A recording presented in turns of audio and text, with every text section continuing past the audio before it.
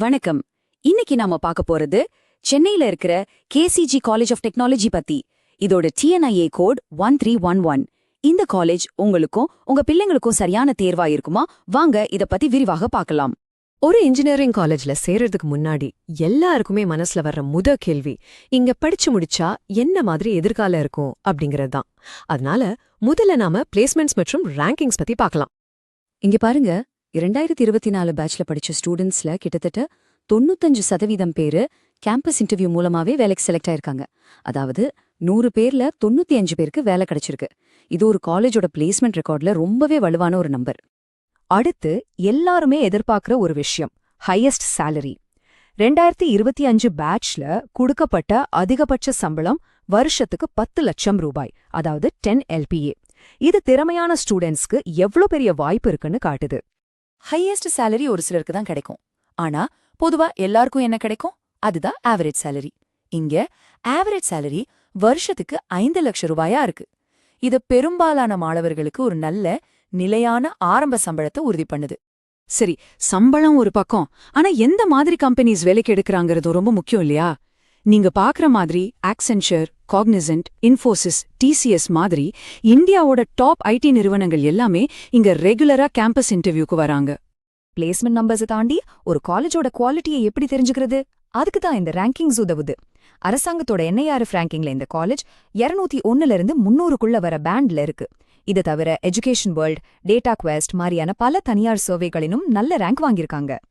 இந்த மாதிரி நல்ல பிளேஸ்மெண்ட்ஸ், நல்ல ரேங்கிங்ஸ், இதுக்கெல்லாம் ஒரு காரணம் இருக்கணும் இல்லையா? அந்த அடித்தளம் தான் காலேஜ்க்கு கிடைச்சிருக்கிற அதிகாரப்பூர்வ அங்கீகாரங்கள். வாங்க அத பத்தி இப்ப பார்க்கலாம். ஒரு காலேஜோட ஒட்டுமொத்த தரத்துக்கும் கொடுக்கப்படுறது தான் இந்த NAAC அக்ரெடிடேஷன். இதுல KCG காலேஜ்க்கு A+ கிரேட் கொடுத்திருக்காங்க. இது ரொம்பவே ஒரு முக்கியமான அங்கீகாரம். இந்த கிரேட் 2027 வரைக்கும் வேலிட். NAC காலேஜ் முழுசுக்குமான கிரேடுனா NBA அப்படி இல்ல. அது ஒவ்வொரு டிபார்ட்மெண்ட்டுக்கும் கொடுக்கப்படுற குவாலிட்டி சர்டிஃபிகேட். இங்க கம்ப்யூட்டர் சயின்ஸ், ECE, IT மாதிரி முக்கிய துறைகளுக்கு ஜூன் 2026 வரைக்கும் NBA அக்ரெடிடேஷன் இருக்கு. ஏரோநாட்டிக்கல், EE, ஆட்டோமொபைல் மாதிரியான கோர் இன்ஜினியரிங் டிபார்ட்மெண்ட்ஸும் அங்கீகாரம் பெற்றிருக்கு. இந்த காலேஜ் 1998ல ஆரம்பிச்சிருக்காங்க. சோ கிட்டத்தட்ட 25 வருஷத்துக்கு மேல அனுபவம் இருக்கு. இது அண்ணா யூனிவர்சிட்டிக்கு கீழே வர ஒரு ஆட்டோனாமஸ் இன்ஸ்டிடியூஷன். ஆட்டோனாமஸ் அந்தஸ்து இருக்கிறதுனால இவங்களால சிலபஸ லேட்டஸ்ட் இண்டஸ்ட்ரிக்கு ஏத்த மாதிரி உடனுக்குடன் அப்டேட் பண்ண முடியும். சரி, காலேஜ் பத்தி இவ்ளோ விஷயம் தெரிஞ்சுக்கிட்டோம். இப்போ இங்க என்னென்ன இன்ஜினியரிங் கோர்சஸ் இருக்கு, உங்களுக்கான சரியான படிப்பு எதுன்னு பார்க்கலாம். இப்போ இருக்கிற ட்ரெண்டுக்கு ஏத்த மாதிரி கம்ப்யூட்டர் சயின்ஸ் இன்ஜினியரிங்ல தான் அதிகபட்சமா 240 சீட்ஸ் இருக்கு. அதுக்கடுத்து IT மற்றும் ECEல தலா 120 சீட்ஸ் இருக்கு. மொத்தமா பாத்தீங்கன்னா வருஷத்துக்கு கிட்டத்தட்ட 900 ஸ்டூடெண்ட்ஸையும் இவங்க இளங்கலை பொறியியல் படிப்புகளுக்கு எடுக்கறாங்க.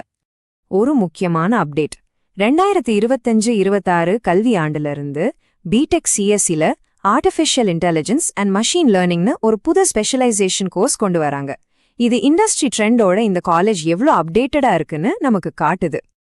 அடுத்து, படிப்பு மட்டும் இல்லாம ஒரு ஸ்டூடெண்டோட முழுமையான வளர்ச்சிக்கு காலேஜ் சூழல் ரொம்ப முக்கியம். வாங்க இங்க கேம்பஸ், ரிசர்ச், இண்டஸ்ட்ரி கனெக்ஷன்ஸ் எல்லாம் எப்படி இருக்குன்னு பார்க்கலாம். தியரி மட்டும் படிச்சா போதுமா?